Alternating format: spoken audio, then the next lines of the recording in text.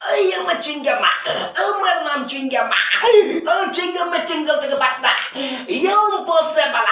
বলো তো, ইম্পসিবল কেউ বাঁচতে পারবে না চিঙ্গামে চিঙ্গম থেকে।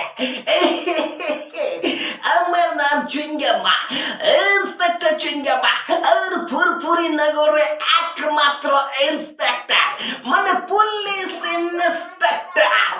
আমি আর মোটু পাতলু আমার দুটো বন্ধু, মানে দুটো বন্ধু।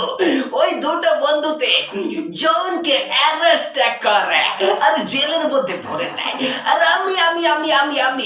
আমি চুইংগাম মোটু পাতলুকে সব সময় দূরে থেকে সাহস দিই।